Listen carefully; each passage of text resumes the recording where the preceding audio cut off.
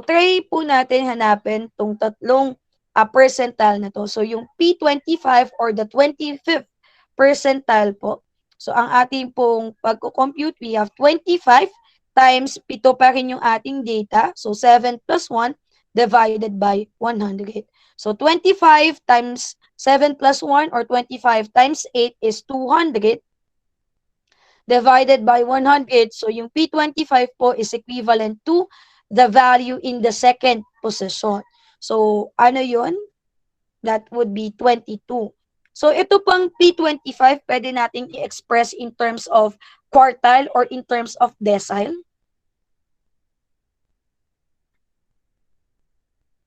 Possible ba?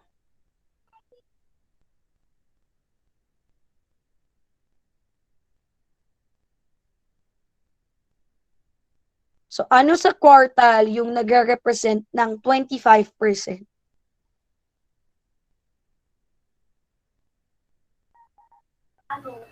Ano po? Q1? Exactly. Thank you, Jericho. So, Q sub 1 or the first quartile.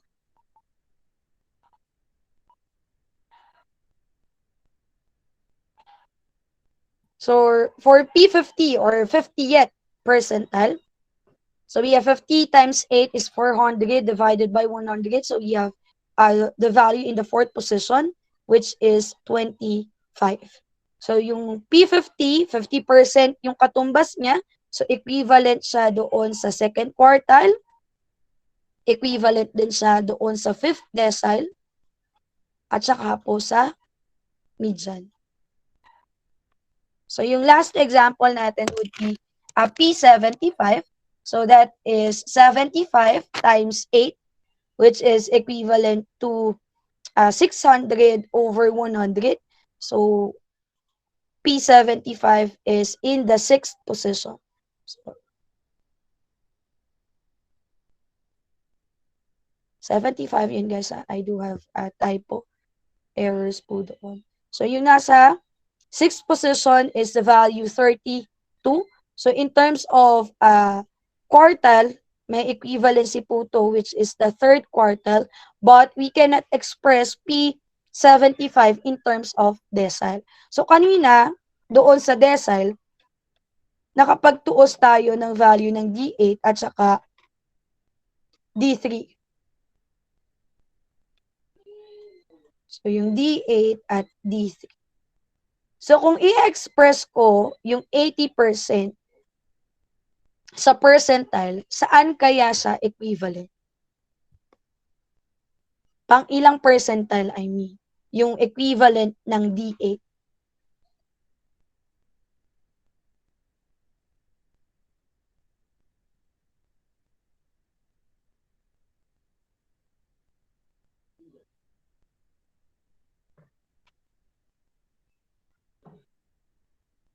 Saan po yun equivalent?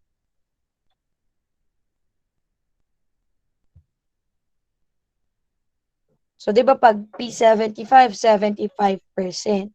So, ano kaya yung percentile na equivalent sa D8?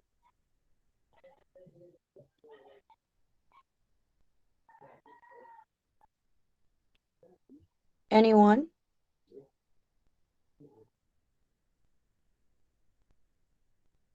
So, we have P80.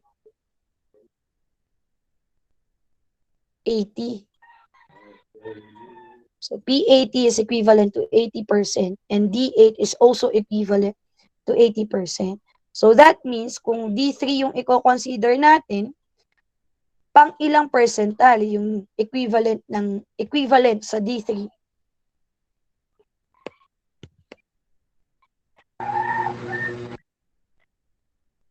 Go on, baby. 30% po.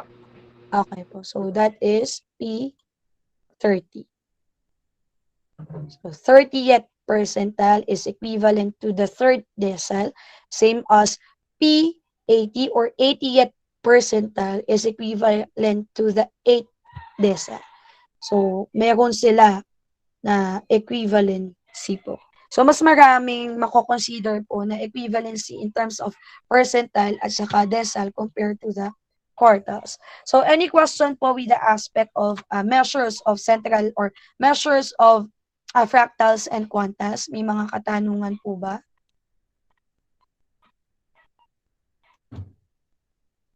May question pa po ba? Clarification?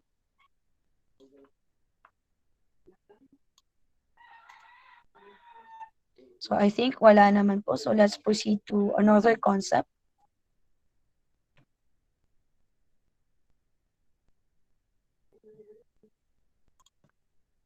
So now we have measures of variation for ungrouped data.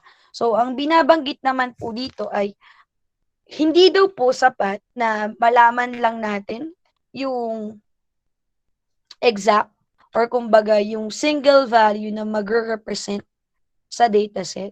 So, mas importante daw na alam natin kung paano natin ma-express yung behavior ng ating data. So, pag sinabi nating behavior, gaano ba kalalayo yung mga information? So, dun po natin yun malalaman pag gumagamit na tayo ng measures of variation. So, ang concentration lang muna natin dito is for ungrouped data. So, next week, we're going to discuss measures of variation for group data naman. At saka yung isa pang aspect nito which is the relative dispersion. So again, measures of variation, in some books pala ginagamit dito is aspect of variability or measures of variability or measures of dispersion. So, ito po yung formal definition. Measures of dispersion or variation or variability indicate the extent to which individual items in a series are scattered about certain average. But very specific po yung form of average na tinatawag or minemeasure, pinagkukumparahan natin sa measures of dispersion. So, nagagamit lang po natin ang measures of dispersion pag ang measures of central tendency na atin pong ginamit ay mean. So, hindi po applicable ang measures of dispersion pag ang compare or pinangkuha natin ng average is in the concept of median and mode. So, yun lang yung restriction nito. So, may dalawa pong classification, yung measurement na to. Number one is the absolute dispersion. So, ang absolute dispersion po, ginagamit natin if the main aim of the researcher is just to compare similar context po using different groups. So, that means iisa yung variable na gusto mong tingnan, pero magkakaibang grupo yung gusto mo namang i-compare. So, kunwari, grade nung section A, section B, hanggang section E ng third year IT student. So, pwede po yun na gamitan ng absolute dispersion. Kasi, isang context lang yung pinagtutuunan ng pansin, which is the grade.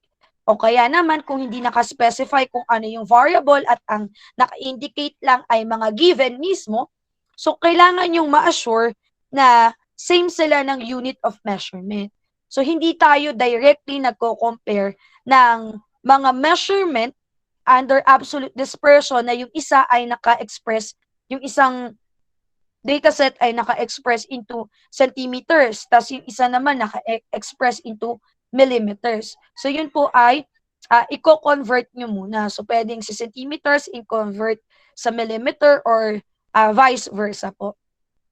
So, ngayon naman, hindi maiiwasan na meron talagang mga variable na i-compare natin sa isa't isa. So, kumbaga, dalawang variable yung ating i-consider, tapos meron kang comparison. So, medyo mahirap kung ating logical na iisipin, ang weight at height, hindi natin pwedeng gamitan ng comparison kasi magkaibang konteksto sila. So, dito po, ang ginagawa natin ay gumagamit tayo ng aspeto ng relative dispersion. So, ang relative dispersion, meron pong mga measurement doon na pwede po nating i-convert yung mga value para maging unitless sila. So, kung unitless na yung mga information, ibig sabihin na transform na natin sila into something or into a certain score na nasa common grounds na sila. So, yung mga transform score po ang relative dispersion. Kaya naman, pwede rin siyang gamitin with the comparison of other distribution to another distribution po. So, focus lang muna natin for today's discussion is in the aspect of absolute dispersion. So, yung first type of absolute dispersion is the range. I think you're familiar of this since we're able to use the concept of range in the creation or construction of the frequency distribution table. So, ganun pa rin po. Range is just about the difference between the largest and the smallest value in the dataset. So, ito, maraming nagsasabi na pinakamadali sa lahat ng measurement na tuusin. Pero, ito po yung tinatawag nilang pinaka-unreliable or pinaka-weak na measurement po pagdating doon sa analysis. So, kadalasan hindi nga ginagamit or hindi na pinapresent sa mga researches ang range unless may objective ang researcher na ipakita kung ano yung minimum and maximum score. Pero kung wala naman po, pwede nyo na itong tanggalin. So, in your field of study po, ino-omit na yung range. Hindi niya kailangan yung i-indicate.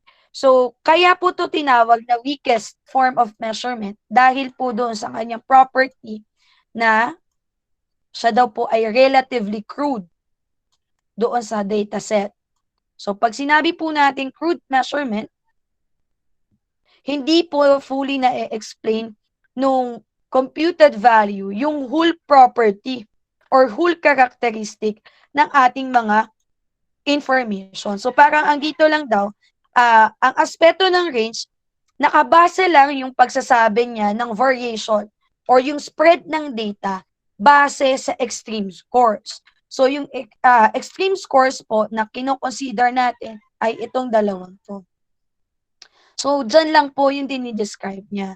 Hindi daw po kayang i-describe ng range yung actual measurement. Kumbaga, hindi niya nabibigyan ng categories or hindi niya nakakarakterize yung ibang information aside from the highest and lowest value. So, ito po yung example ng property na yon. So, we have 2, 3, 5, 8, and 10. So, sabi natin, ang range, mako-compute natin by determining the highest value, yung maximum, which is 10, and the lowest value, which is 2. So, ang ating value ng range ay 8. So, ito, totoo daw. 8 units yung distance ng 10 at saka 2 sa isa't isa. Pero, yung 8 daw, hindi nagre-reflect dun sa rest of the information. Yung 3, 5, and 8. So, pag chinek natin, yung distance ni 3 kay 5 ay 2. Si 3 kay 8 ay 5. Yung 5 by 8 ay 3. So, kung i-consider naman natin yung 3 to 10 na distance, 7. So, walang aspeto na lahat ng information ay 8 units yung difference. So, yun yung basehan po ng crude measurement. So, another example. So, anong range po nung second set of information natin? Ano po yung range?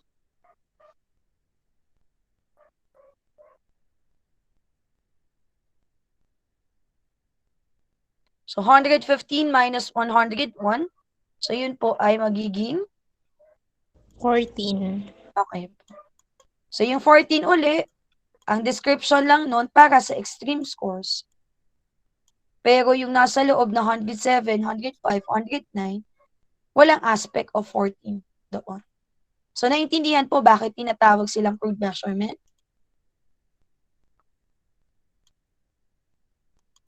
Yes po. Yes. Okay, thank you. So, proceed po tayo doon sa second and third aspect ng absolute dispersion. So, ito po ay parang, kumbaga, magkadugtong lang sila or magkapatid.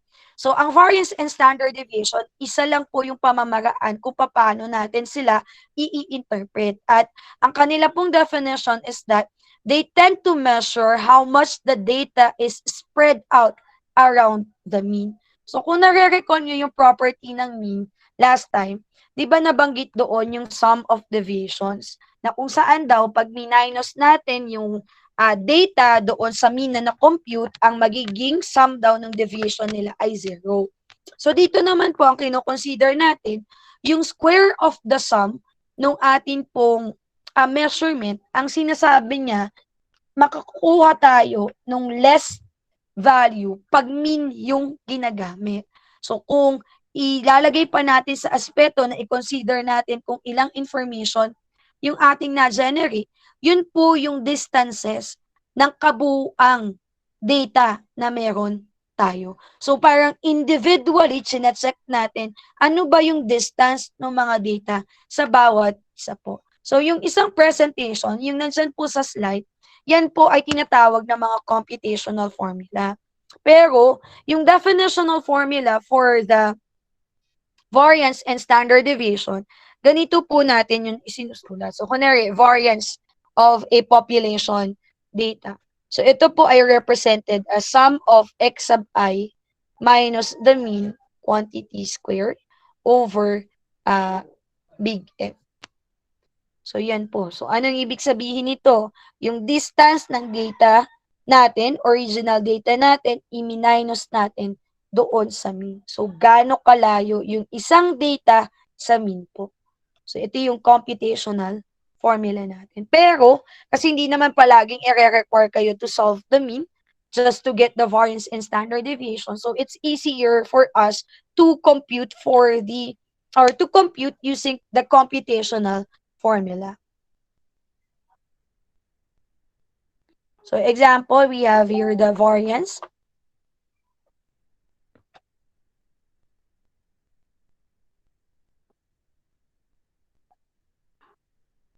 So, wait lang, replyan ko lang yung kaklase niya.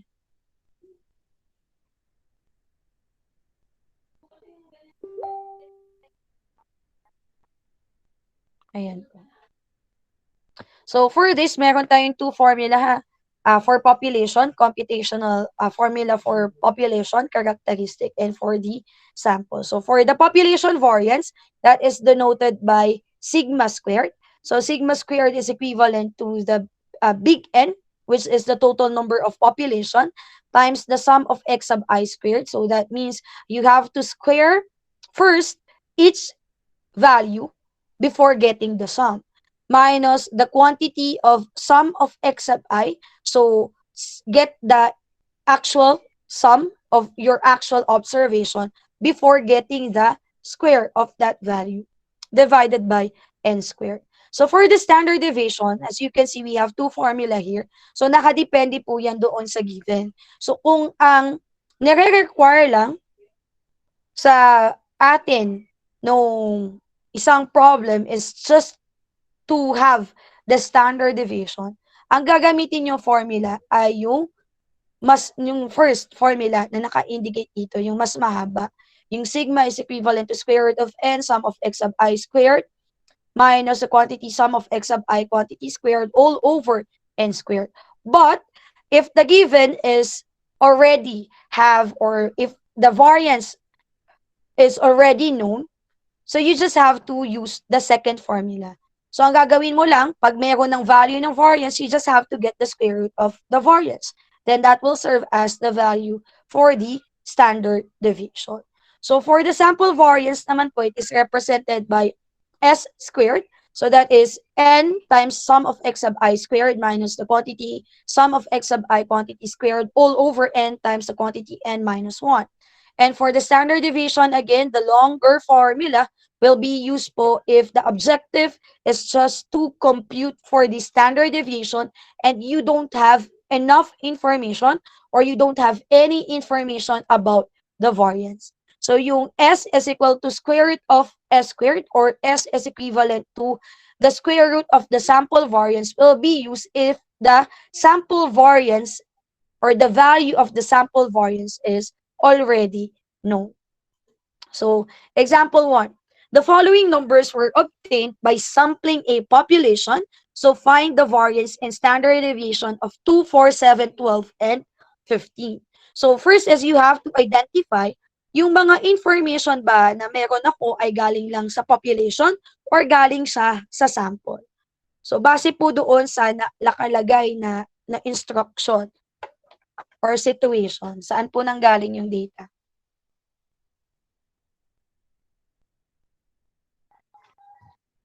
So, galing ba sample or population?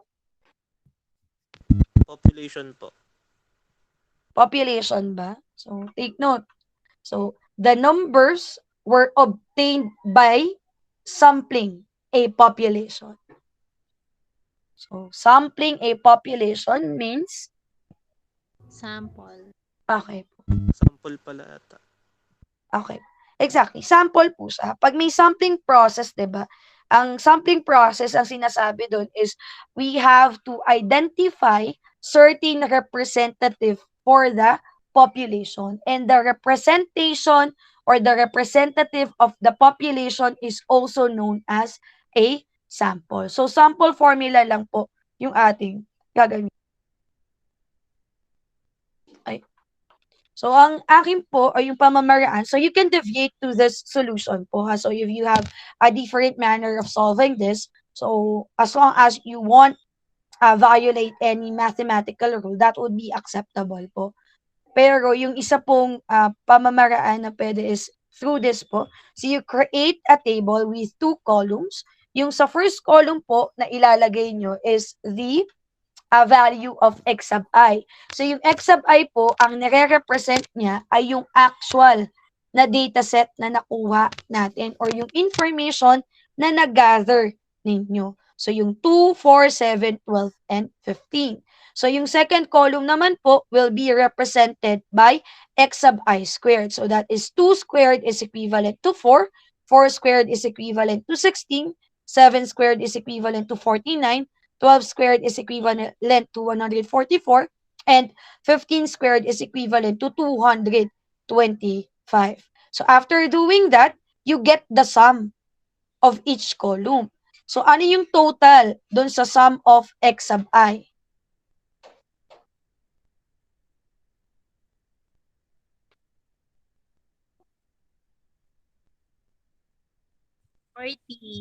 Okay. So, we have 40. Yung sum of x sub I squared naman po,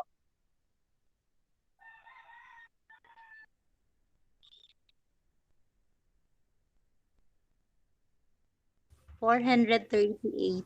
okay po. So, we have 438. So, paki-note po ito ha, x sub I squared yun. Sum of x sub I squared. Then, yung isa na lang na aalamin nyo ay ilan ba yung data na ikinoconsider natin.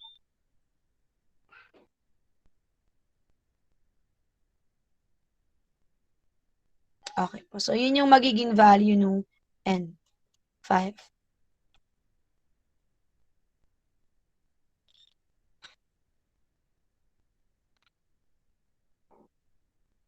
So, pag ganyan po, na-identify na natin kung ano yung possible values. So, ang gagawin na lang po natin ngayon is to substitute the information on the first natin, kailangan ma-determine is the variance. So, yung formula ng sample variance po yung ating gagamitin. So, we have there, s squared is equivalent to n times sum of x sub I squared minus the quantity sum of x quantity squared all over n times n minus 1. So, we have here 5. Tapos, yung x sub I squared natin, yung total dun sa second column is 438 minus yung sum ng x sub I lang is 40. So, take note, yung x sub I lang, yung sum ng actual data natin, yung lang po yung square natin after the substitution. Divided by 5 times 5 minus 1. Ayan. So, we have here 5 times 438. That is 2,190 minus 40 squared, which is 1,600. All over 5 times 5 minus 1 is 5 times 4. So, subtracting the value in the numerator, we have 590 over 20. So, pag dinivide po natin ito, ano na yung magiging kasagutan? Ano na yung sagot? 29.5. So, yung 29.5 na yan na po yung tinatawag natin na sample variance. So, nasundan po kung paano tayo magtutuos. Opo. Okay. So, ngayon po yung isang measurement naman which is the standard deviation. So, kanina 'di ba nabanggit ko na pag given na meron na kayong value ng variance, hindi niyo na kailangan gamitin yung mahabang formula. So, ang gagamitin na lang natin doon ay yung S is equivalent to the square root of S squared. So, kukunin na lang natin yung square root ng 29.5. So, pakikuha po. Ano yung square root ng 29.5? Yun yung magiging standard deviation natin.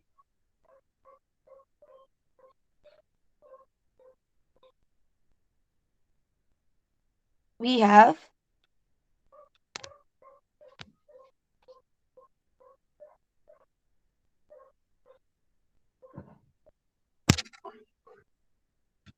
5.4 ba? 2 decimal places. Sorry, 2 decimal places po yung ating gagamitin. 5.43.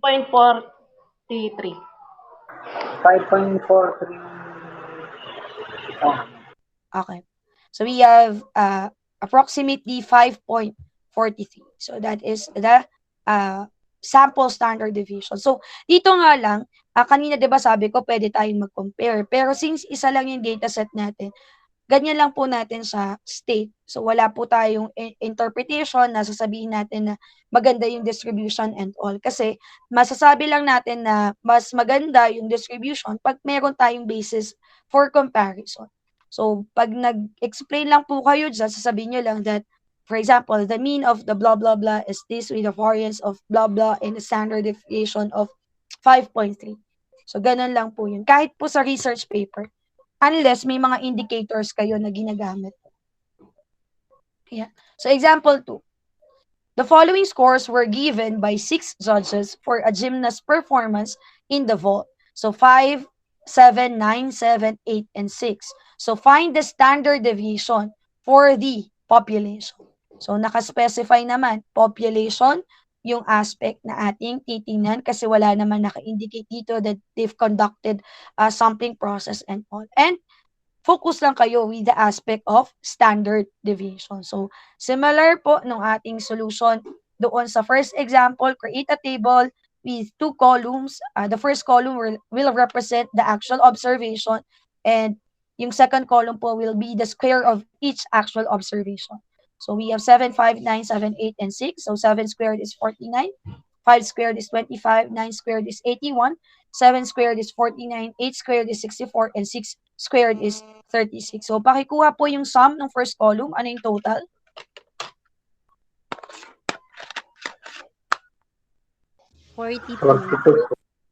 Correct.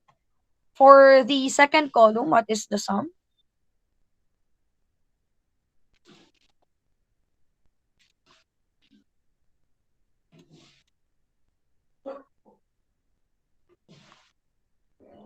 Ano yung sum ng second column? 74. 274. 104. Okay po. So, I think that would be 304. Tama po. Ayan. 304. Tama po yung sagot. Ayan. Tapos, yung ating data, nakaspecify 6 yun. So, we have here, n is equivalent to 6. So, dahil wala tayong value ng variance, yung longer formula po yung gagamitin natin. Pero focus lang tayo doon sa population. So, we have now, sigma is equivalent to the square root of n times the sum of x sub I squared minus the quantity sum of x sub I quantity squared divided by n squared. So, substitution, we have here square root of 6 times sum of x sub I squared is 304 minus sum of x sub I, which is 42 raised to 2 divided by 6 squared. So, evaluating the numerator and denominator, so we have square root of 6 times 304 is 1,824 minus 1,764 all over 36. So, subtracting 1824 to 1764.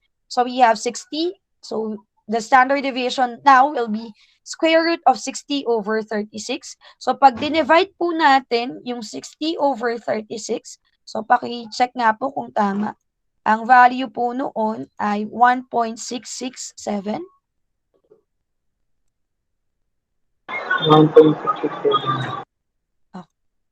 So, ano yun po ha? Actually, that is a non-terminating repeating decimal. So, if you get the square root of 1.666667, so we'll arrive with a value of 1.29 or approximately the standard deviation, population standard deviation is 1.29.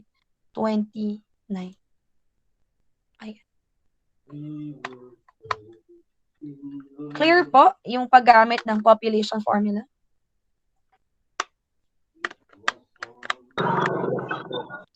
Thank you. So, ito na po yung comparison na sinasabi natin sa isang property ng variance in standard deviation.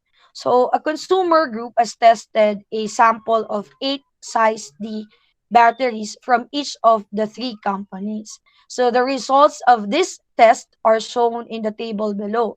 According to this, which company produces the most consistent batteries with regard to life expectancy under constant use? So, ang ginagawa po dyan, kunwari, pakinote na lang ha, kasi hindi to naka-indicate sa presentation. So, if the question is about homogeneity of the data or being homogeneous, about the consistency of the information, or about which value is more stable, more dense, more compact. So, ibig sabihin po niyan, you're after with the value na mas maliit or pinakamaliit. Kung dahil dito, 3 yung ating distribution. So, yung pinakamaliit na value, yung ating hahanapin for the aspect of which is the most consistent. Pero po, kung ang question is about about more varied information or more spread information or about being heterogeneous or an aspect of heterogeneity of the information, ang pinipili po doon ay yung mas mataas na value or pinakamataas na value. Kasi po pag heterogeneous yung information, magkakalayo yung mga data na meron tayo. Pero, kadalasan, kahit po sa research, mas maganda na yung mga response ng inyong participant ay hindi ganon nagva-vary. So, para may consistency. O kaya kung minsan, kung gusto mong tingnan kung nagsisinungaling ba yung participant, nag-conduct ka ng dalawang set of exam na same lang yung context pero na-rephrase mo lang yung question, so doon mo makikita kung siya ba ay nagde-deviate doon sa kanyang sagot. So pag malayo yung mga values ng kanyang response base sa standard deviation or variance, ibig sabihin noon, may deviation doon sa answer niya. So hindi siya nagiging consistent doon sa pagsasagot po. Sa nakukuha po kung paano natin masasabi na better yung distribution at hindi masyadong maganda yung distribution. Ayan. So, try natin tong isolve. So, gamitan na lang natin ng Excel. So, actually, kung may Excel naman kayo, lahat, madali lang sanang magtuos para doon sa mga values ng mean, median, and mode. Kasi nandito na halos yan. Pero yung iba nga ay medyo nahihirapan pag gumagamit ng Excel. So, magma-manual tayo.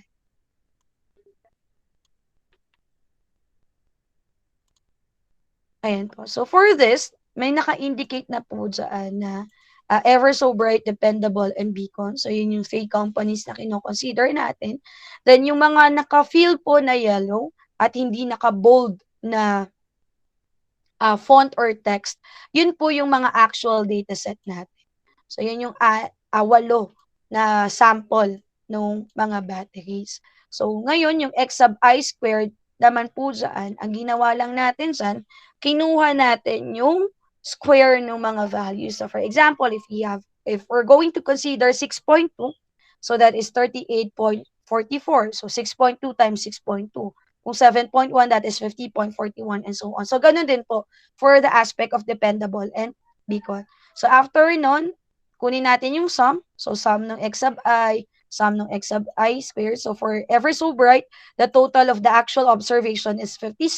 The total of the square of the observation in ever so bright is 404.34. For the dependable, that is 56. For x sub I squared of the dependable is 395.62. For the beacon, the sum of the actual observation is 56.1. And for the square of the actual observation is 398.81. So now, computein po natin manually kung ano yung kanilang magiging variance.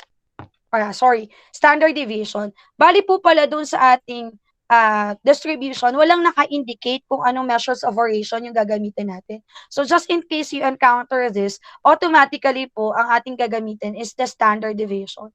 So hindi kasi malaki kasi yung value ng variance na kung minsan mahirap siyang i-explain na doon sa comparison. Kaya mas okay na doon tayo sa standard deviation mag-focus.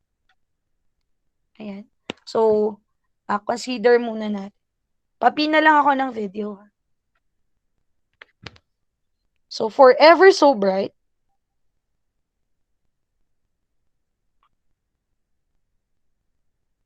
so yung formula natin for the standard deviation would be S is equivalent to N, sum of x sub I squared, minus sum of x sub I, quantity squared, divided by N times N minus 1. So, yung data natin na kino-consider ay 8. So, we have here 8 times, base po doon sa nakalagay sa Excel, ano yung sum ng x sub I squared for the company ever so bright?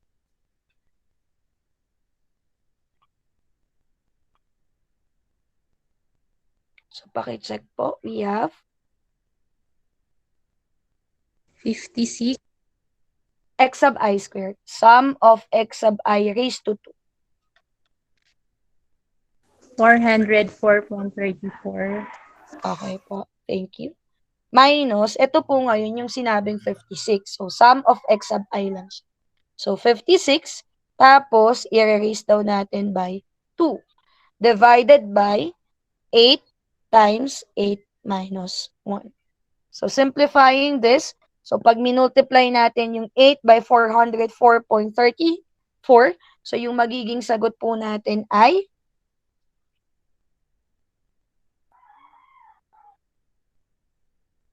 ano pong sagot? So, we have 3,000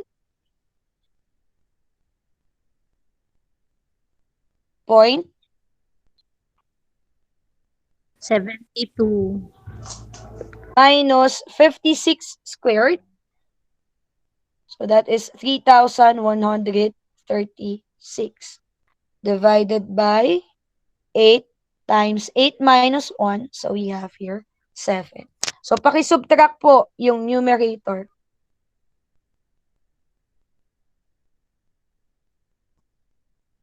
So, 3234 minus, 3234.72 minus 3136. 98.72. Divided by 8 times 7, that is 56. So, paki-divide po. 1.762857142886. So, 1.76285. So, Opo. 714286. 286. So, kunin po yung square root ng ating value, yung 1.76285714286. So, approximate nyo na lang sa 2 decimal places.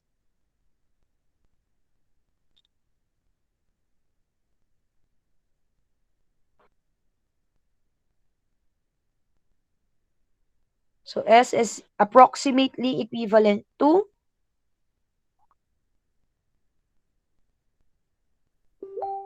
okay po. So, note nyo yan 1.33. Tas wala pong solution 'to sa 'tong example na 'to, walang solution sa aking presentation. So, paki-picturean na lang po ito.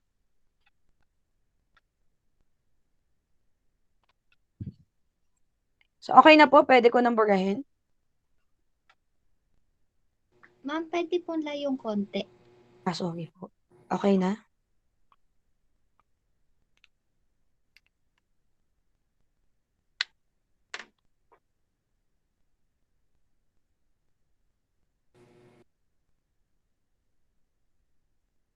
Okay na po, ma'am. Thank you.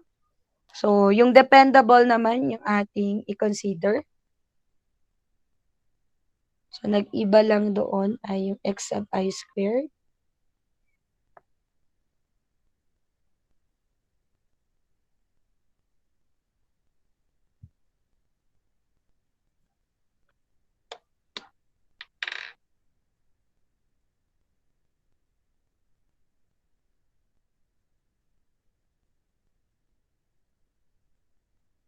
Ayan po. So, we have here the dependable.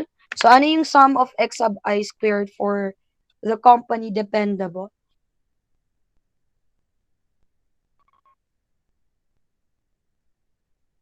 So, we have 395.62.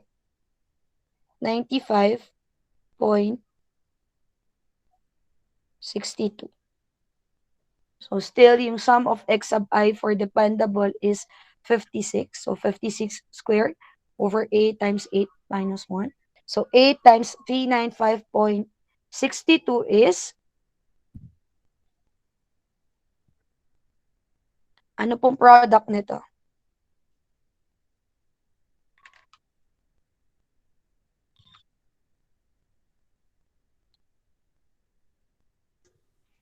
$3,164.96. Tapos, subtract mo rin siya uli sa 3136.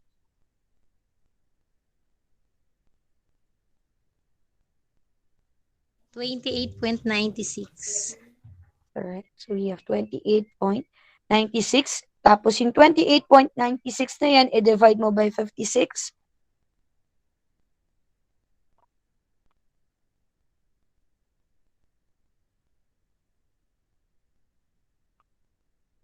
So, we have 51714285714.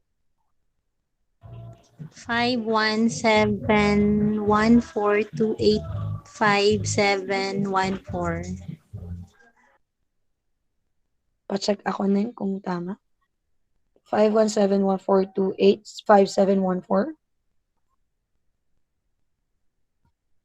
So, if this is your answer, kindly get the square root of this value. So, the standard deviation for the company dependable would be approximately what?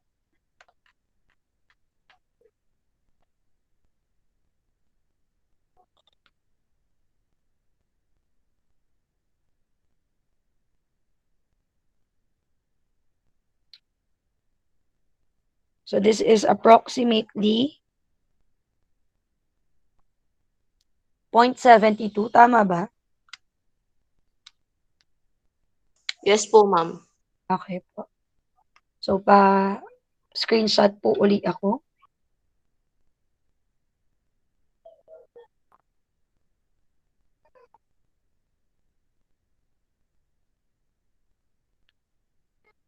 Done po.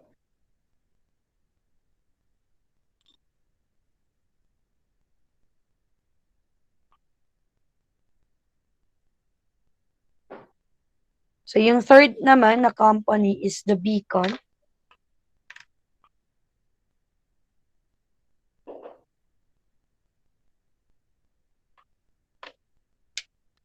So, ito ay, tanggalin na.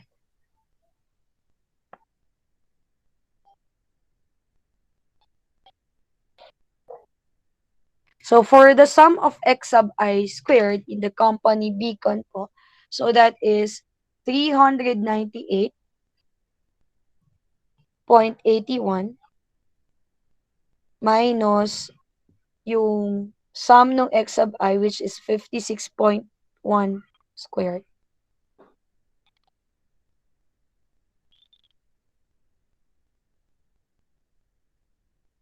So, once we multiply 8 by 398.81, so we'll get a product of 3,190.48.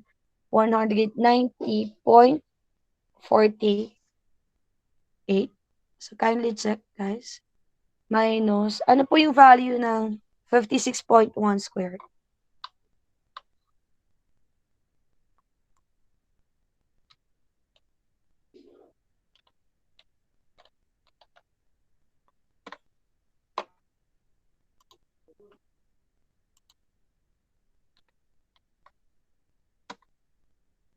So we have 3,147.21.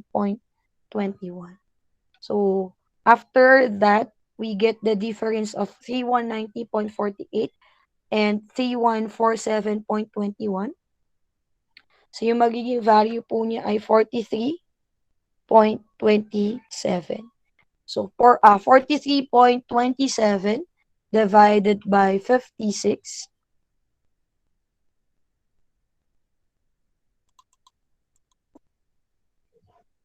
0.77, paki-expand.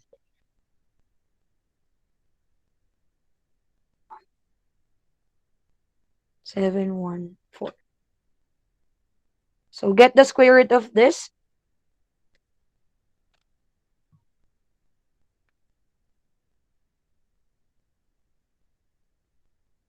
So we have 0 point. Okay. Thank you. So, pa-picturean po uli itong solution.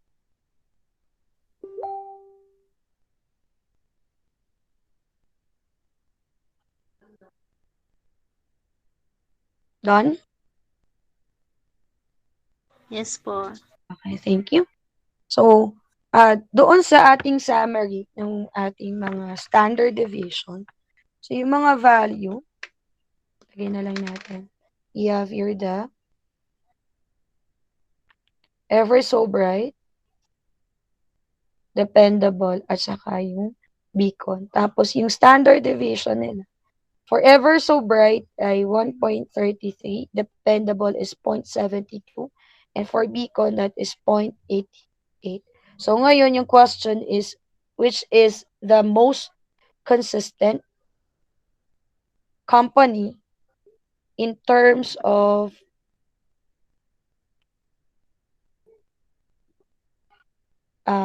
life expectancy of their product?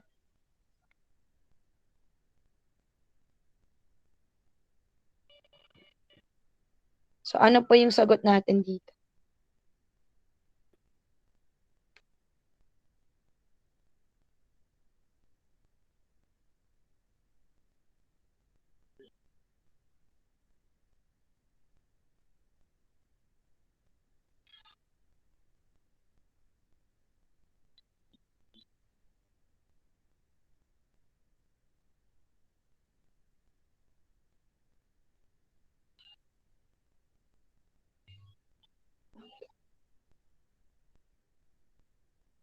Ano ba yung explanation ko kanina? Pag sinabi natin about sa consistency and stability of data, anong pipiliin? The larger values mo. Sorry, Jenna. Yes po, up, lowest. Okay, correct. So we have here, yung dependable, yung ating magiging sagot po. So the most consistent company in terms of like life expectancy of the or their product is dependable. So kung kayo yung consumer, ang iiwasan ninyo dyan is yung mataas yung standard deviation.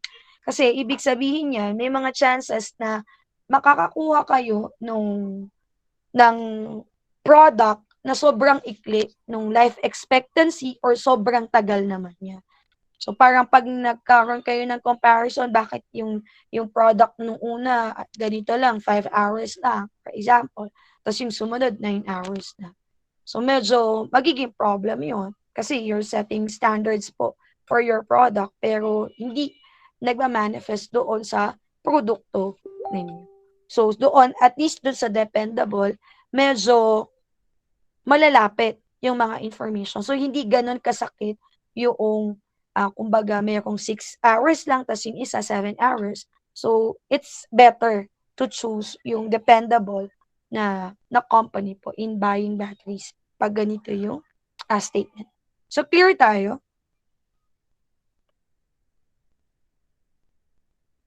Okay. So, do you have question or clarification po ba with our lesson?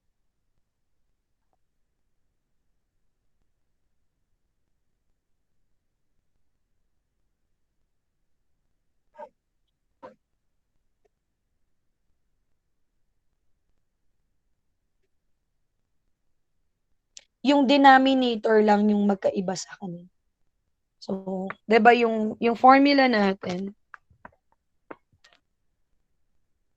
ibig sabihin niyan mas lumiliit yung value pagdating sa population compare sa sample. Mas maliit yung value. So, kunwari, 'di ba, S for the variance. And sum of x of I squared minus sum of xi squared divided by n squared. Tapos, sorry, this is sigma. So, yung s squared naman is n sum of x of I squared.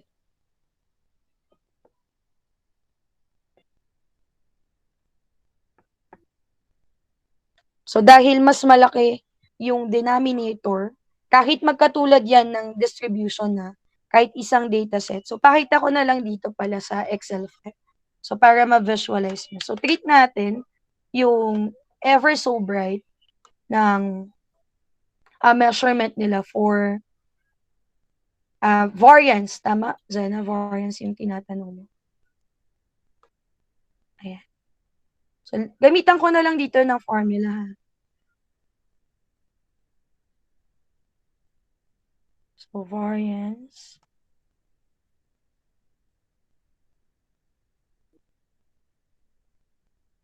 So, variance no value natin.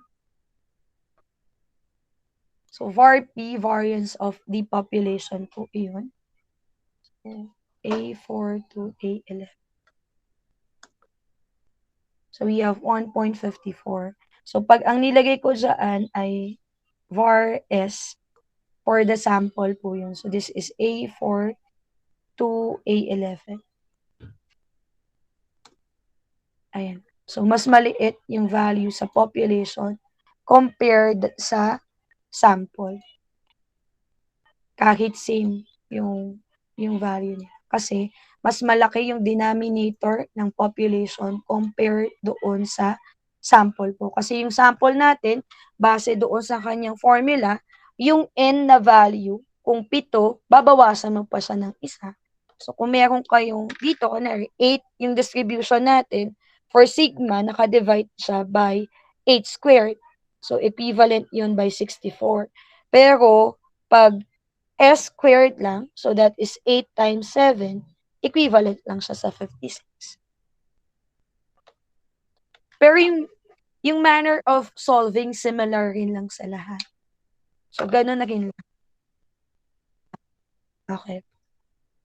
So, kung gusto nyo gamitin to, ayun yung variance. Pag standard deviation, ito po yung ating formula. So, for the population, STDEV, that P, tapos yung cell natin for the dataset, so A4 to A11. So, yan po. Tapos po, for the standard deviation of sample, so STDEV, that S naman yung gagamitin. So, ito po ay A4 to A11. So, ayan po. Kaya yung sagot natin kanina, di ba? 1.36. So, kung gusto nyong i-check yung mga sagot nyo, kunwari sa examination or quizzes sa ibibigay or activity, you can use this po. Pero, most of the time po, manual yung ating gagamitin. Ayan. So, may mga katanungan pa po ba or clarification?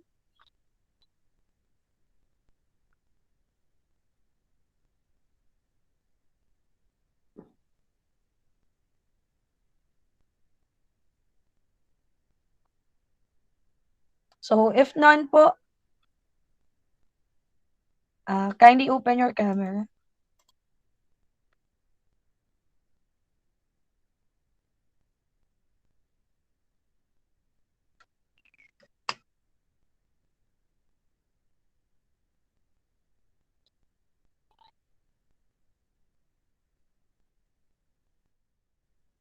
Noted po. Yung iba po na may camera pa open na lang. So, 1, 2, 3. Isa pa po. 1, 2, 3. Another 1. 1, 2, 3. So, thank you po. So, you can leave the platform. Bye. Thank you po, ma'am. Thank you po, ma'am. Welcome po.